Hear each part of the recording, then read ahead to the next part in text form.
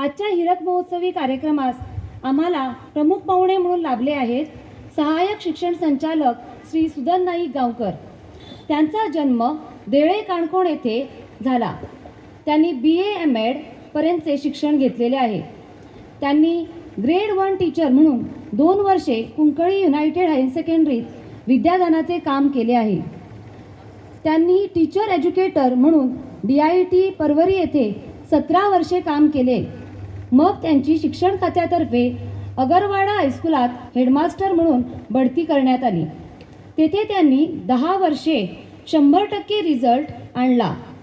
ते वेगवेगळ्या समितीवर कार्यरत आहेत। त्यांनी रिसोर्स पर्सन म्हणूनही काम केलेले आहे। त्यांना वाचन करणे, धार्मिक स्थळाला भेटी देणे, नाटकात काम करणे खूप आवडते। त्यांना 2018-19 साली शिक्षण खात्यातर्फे देण्यात येणारा राज्य शिक्षक पुरस्कार हेडमास्टर कॅटेगरीत मिळाला आहे। आता ते सहाय्यक उपसंचालक म्हणून शिक्षण खात्यात कार्यरत आहेत। मी सर्वांच्या वतीने आजच्या कार्यक्रमात त्यांचे स्वागत करते। आजच्या कार्यक्रमास आम्हाला सन्माननीय अतिथी म्हणून लाभले आहेत जिल्हा पंचायत सदस्य श्री अजय लोलेकर सर। ते लोले गावचे रहिवासी आहेत।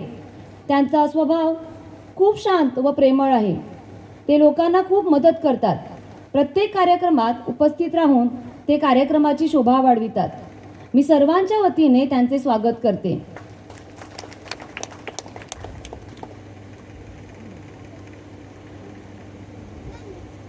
आजचे दुसरे सन्मान्य अतिथी आहेत आमच्या भाग शिक्षणाधिकारी कुमारी नताशा ग्वारडा। त्या चिंचोणे येथे राहतात।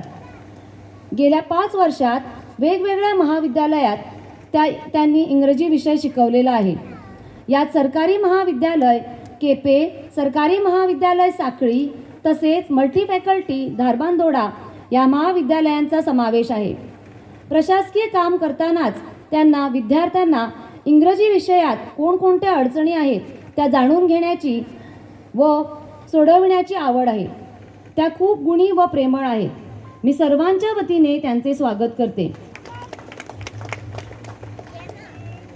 आजच्या कार्यक्रमास आम्हाला सन्माननीय अतिथी म्हणून लाभले आहेत श्री श्रद्धानंद विद्यालयाच्या मुख्याध्यापिका आणि पैंगीण शाळा समूहाच्या अध्यक्षा सौ स्वाती नितांत खोलकर। त्यांनी BSc B.Ed पर्यंत शिक्षण पूर्ण केले आहे। त्यांना 29 वर्षे शिकवण्याचा अनुभव आहे। त्या खूप प्रेमळ व मदतशीर आहेत। ते आमच्या शाळेतील विद्यार्थ्यांना त्यांच्या कार्यक्रमात सामावून घेतात।